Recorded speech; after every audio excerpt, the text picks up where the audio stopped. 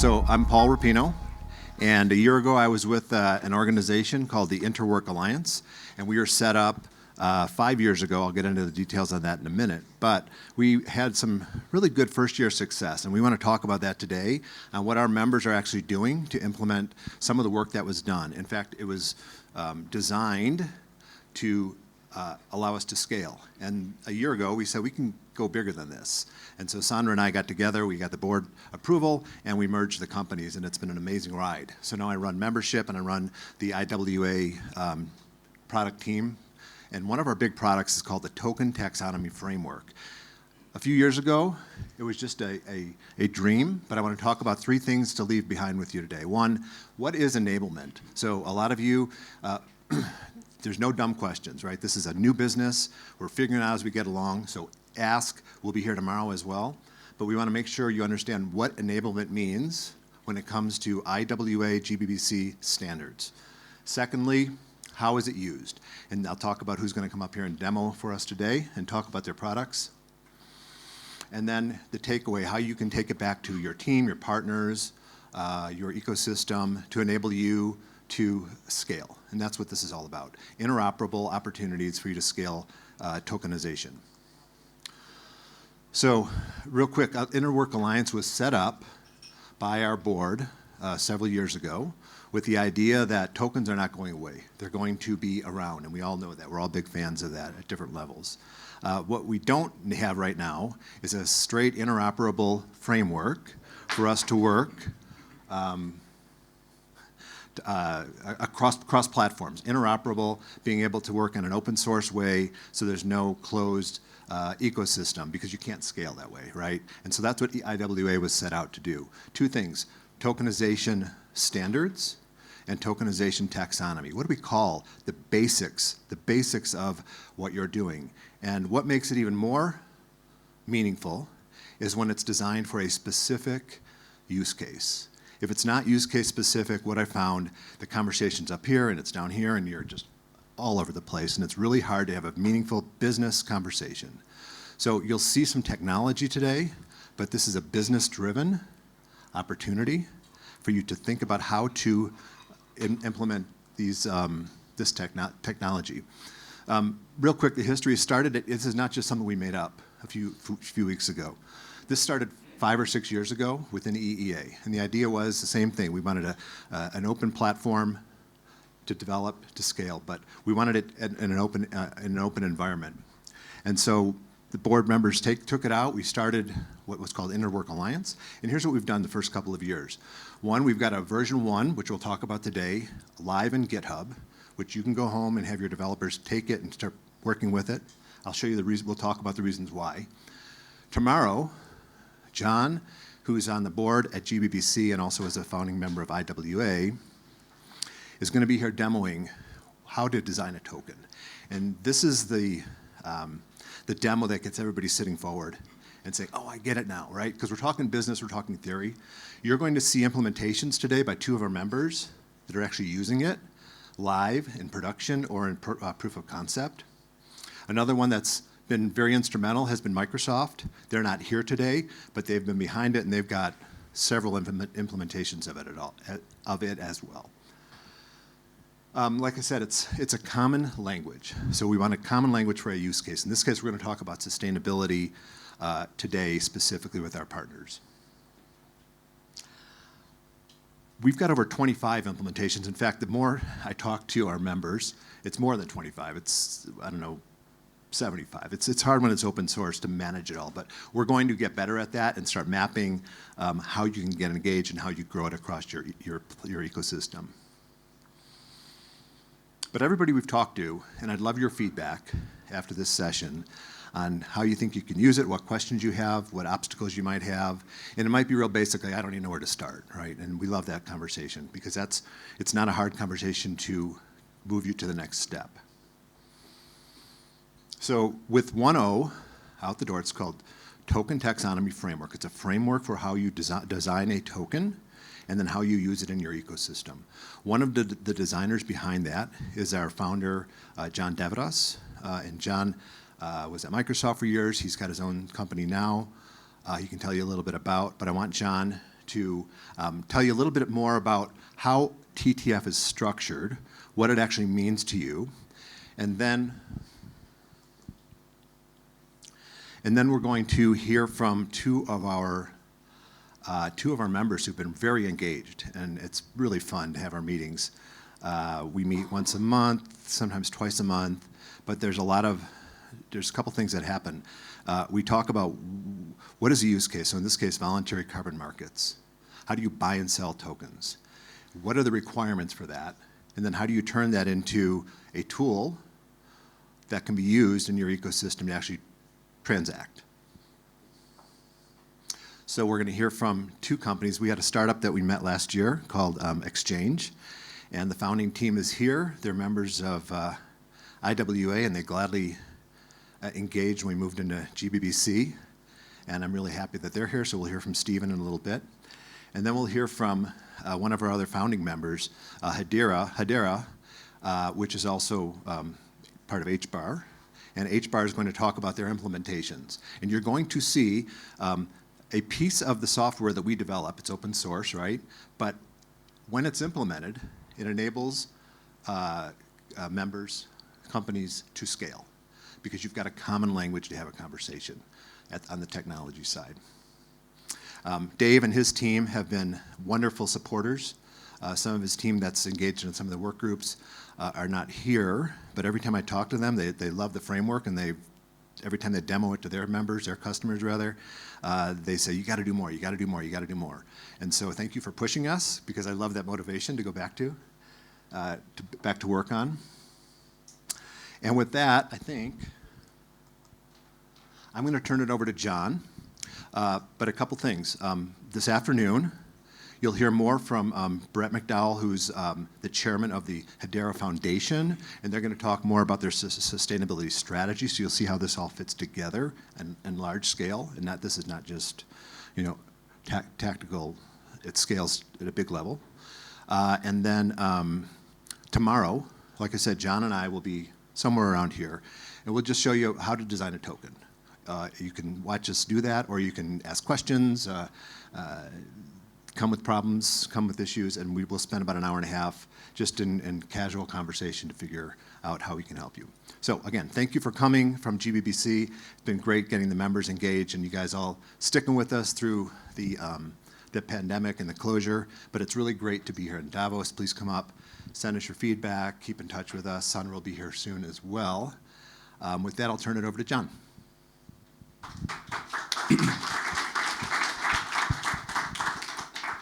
Thank you, David. Thank you, Paul. Just want to bring it down to brass tacks in practical terms. I'll take you back in history. I think you've all taken chemistry in high school, yes? So what is the periodic table? Anybody remember? You remember? Yes. So it's a meta model. It's an ontology to be able to describe and to collate and to classify elements. So think of the TTF, the Token Taxonomy Framework, as something very similar, very much like a periodic table for tokens. Yeah, and that's the only way I can make it kind of simple enough. Otherwise, it's very abstract, right? So it's an ontology, it's a meta model. We've designed this as an open source stack, if you will. We've also designed visual token designer tools to make it easier for you to design, to architect, to test, evaluate, and manipulate. And with that, I'm going to hand it off to my colleagues, because I think the way to make it clear to you is to see the case studies, the stories. And again, tomorrow, Paul and I will talk about the TTF in great detail. We'll discuss why we built it, how we built it, and what we have done to make it easy for you to consume the TTF. But again, one last thing is, remember chemistry, the periodic table? The TTF is as important, is a fundamental cornerstone of how we define tokenization for this industry. So with that, I want to say thank you for being here, and I'll give it to my colleagues.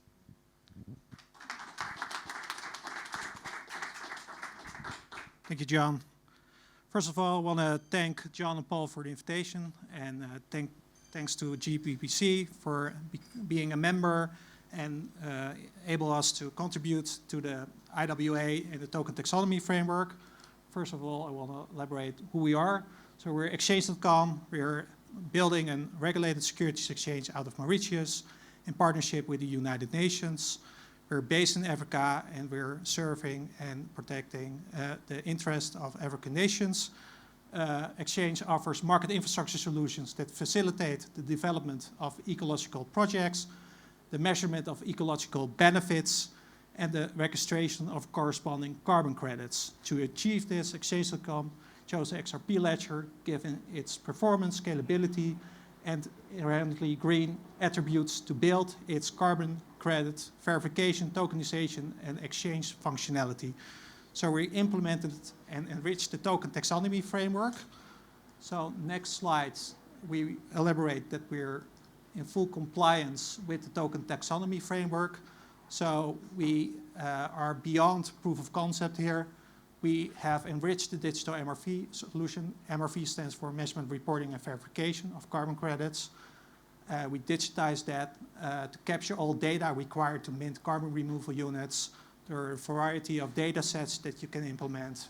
Think of Earth observation tools, etc., APIs that we include in the digital MRV model that we built from scratch. We have specified token lifecycle events and mapped them in XRP Ledger actions. So we're building on XRP Ledger. That's the ledger that we use. We have successfully minted a token on the XRP Ledger according to the Token Taxonomy Framework, and we have provided feedback about the XRP Ledger on GitHub. It all will be open source, publicly available. We're here to solve and help. We have deployed the carbon credit solution to demo environmental access to pilot customers. So we're definitely engaging and partnering with VVBs and other stakeholders because it's a complex mechanism that we're trying to build here. We are ready to onboard pilot customers for further enhancement of the carbon credit solution. So there's where we currently stand. So building this is a really complex process, and this overview highlights the complexity of building a digital MRV model. So there are a lot of stakeholders involved. You have ecological project owners, a standard registry, verifiers, data providers, marketplace, buyer, financial auditors, a lot of contracts. And the current status is that a lot is being done manually, and it's inefficient. If you look at measurement, reporting, and verification, for instance, it's highly manual, inefficient, and therefore error-prone, slow, and expensive MRV process as of today. We try to fix that. Same with number two. Number two are the contracts, complex contractual relationships, it's a complex process that we try to solve here with automation and smart contracts. And third, primary, secondary market, OTC. The carbon is currently mainly OTC driven. We try to create transparency and an open model and open price discovery on an open exchange.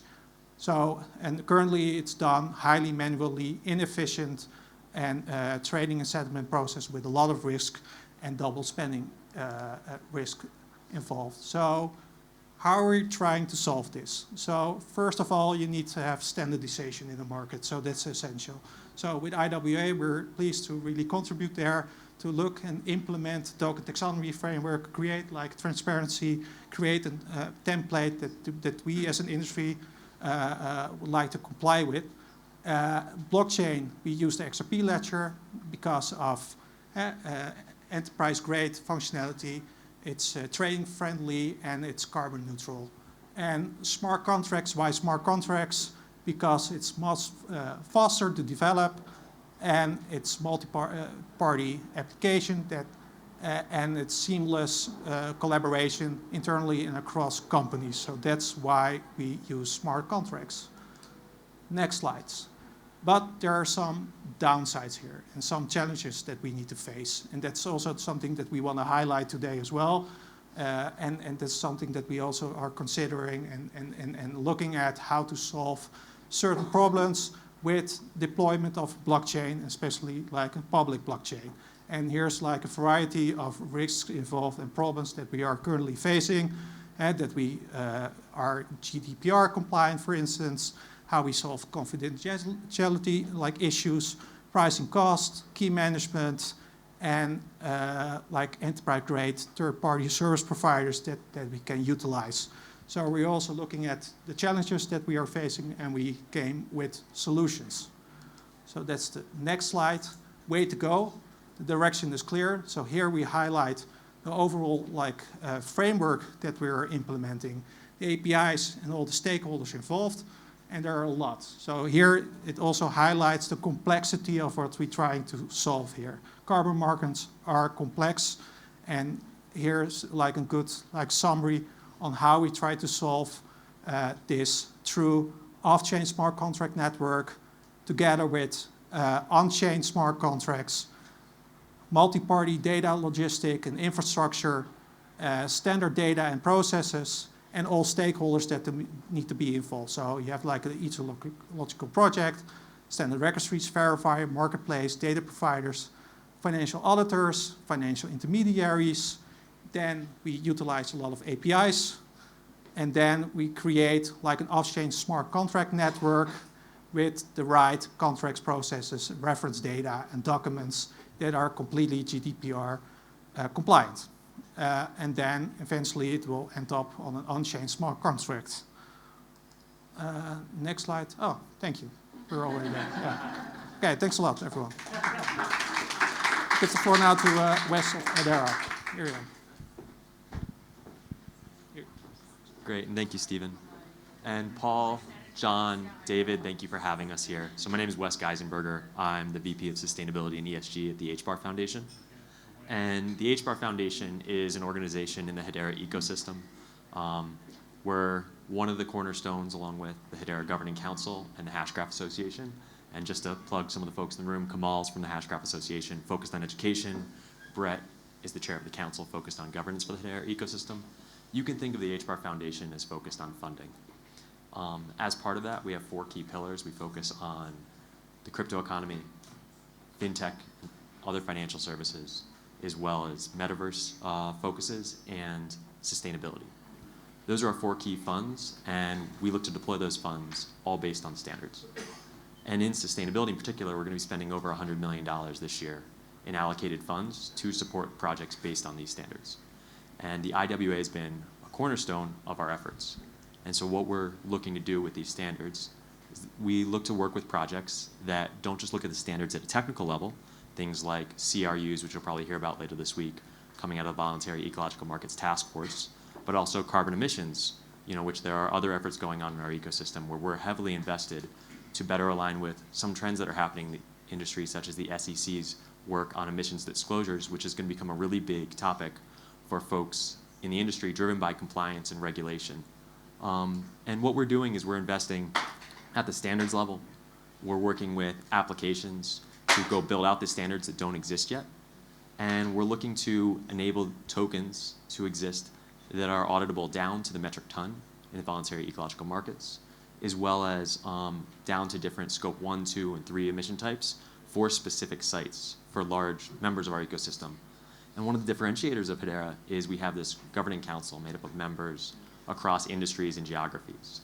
So it could be folks like systems integrators, large telecommunications companies, large banks spread around the world. You can think of this Standard Bank as one of the largest banks in the EMEA region, or in South Africa specifically. We can think about Dutch Telecom being a large telco here in Europe, or folks like Google or IBM or Nomura all around the world who may need to adopt these tokens to better understand how they're interoperable.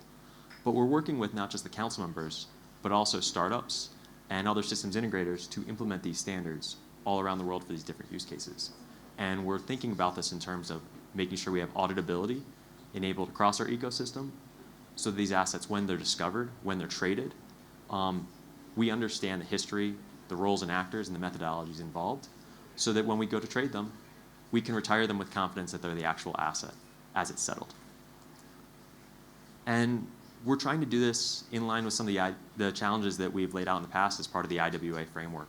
We've heard Marley, who's one of the leaders in the Sustainability Business Working Group, and a key member of the IWA, talk about these disjointed systems and not having enough verifiable credits.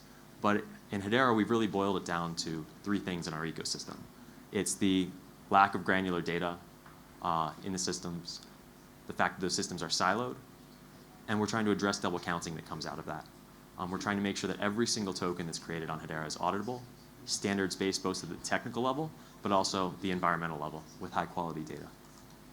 And so when we work with the IWA, we're participating in kind of the 3 key initiatives that the IWA is focused on in sustainability, which is coming out of the Voluntary Ecological Markets Task Force, but also the Renewables Task Force, and coming work related to emissions. And what we do is we base this at the high level based on the specifications that have been put out with the example artifacts. And what we're looking to do is we act as a representative of our constituents, which are grantees and other folks building in our ecosystem, who are adopting standards. They could be taking something from Gold Standard or Verra on how to measure the latest version of RED+, which is a common methodology in forestry in the industry, or it could be taking how I measure scope 1, 2, or 3 emissions as calculated by the GHG protocol. And what we're doing is we're tracking that down to a token on the Hedera token service, which is native to Hedera. They can move at tens of thousands of transactions a second. So when we look to mint these assets, they're actually native, living in an account, and we can transfer them at the speed of the real world. Of course, not every piece of data is a token, although we know many things are going to be tokenized. And in this case, we take a lot of data points that are tied to measurement, reporting, and verification, and we log them for 1/100 of a penny on Hedera at that same speed, at that same performance. And we're using complementary standards to these token standards, like decentralized identities. And what that looks like in Hedera is a series of MRV data, so that measurement, reporting, and verification data, tied to these unique tokens. In many cases, they're carbon removal units in the voluntary ecological markets that are an NFT, that have specific attributes that we want to audit back to a device. We want to audit every single role and actor who maybe even certified that device, and how they fit within a methodology, how an authority says that they're certified to give that data, and that data could be within an acceptable range to be true. And at the same time, they each have that identity that has a credential. And that credential can be tested, it can be indexed over time, and that index can be measured, and it can give a reputation to any role or actor. And this all lives within a framework, so this is a lot of data to manage. And so what we've done at Hedera, in the Hedera ecosystem, as well as the HBAR Foundation, is we've funded open source code. And the idea is a foundation, we're not just interested in funding individual projects. We're interested in funding infrastructure that scales these standards, scales how we measure emissions, scales how we measure voluntary market tokens, as well as compliance market tokens, so that everyone can understand a carbon credit is a carbon credit. It's a metric ton backed up by data down to a device level. And so the Guardian is a way to do that, where we take these audit trails, these measurement, reporting, and verification data points, and we link them to the tokens natively in Hedera. And any project who is part of our ecosystem looks to adopt this because it helps them build faster. And that's a really important point, is it's very difficult to build these, ultimately, they're policy workflows tied to these tokens. Oftentimes, if you're going to apply to a registry, it's hundreds of pages of documents that a project would have to fill out in the environmental space. And in this case, we're looking to take these digitized processes, build them in a couple of weeks instead of 6 months, 12 months, a year plus, and we're looking to bring them on Ledger in a way that's fully auditable. So that when we have an entire fully fleshed out ecosystem, that these credits can be understood, they can interact with markets, they can be picked up by folks who are data providers, and they can be managed in wallets that folks are very adept at working with in the ecosystem, but not just for tokens, but for these identities as well. And ultimately what it allows us to do is better understand the roles, the actors involved, the different methodologies, because sometimes the methodologies are called into question. Sometimes the data is called into question, or sometimes it's a mix of both. But we need to find a way to make these markets less opaque, less siloed, and more transparent. And that's what we're looking to do at the foundation. We're investing that $100+ million in projects that do just that. They fit in different roles in our ecosystem. So you can see a couple headlines here from some of the stuff that's come out. We may talk about more announcements later today. But we're spending $100 million on making sure that every single project's transparent, they're contributing back open source code, and we're building on the IWA framework in a way that at the implementation level, you can understand and scale these implementations beyond just one project. So every single name you see up here is actually not just working with the Guardian, but they're actually contributing back different data points, different policies. And what we're hoping to do is build upon what has been contributed today to the IWA and actually build a policy library. And that library is made up of the next RED+ from Verra or Gold Standard, or the next GHG protocol implementation for products or companies, and making sure all that data is transparent. And the outcome that we hope to do is not just scale the standard, but scale the adoption of understanding what is a granular, fully auditable token, who are the parties involved, and how do we better understand them? How do we see into these markets, which are generally opaque, which generally aren't fully auditable down to the metric ton or even the kilogram or even the gram of carbon when it comes to emissions?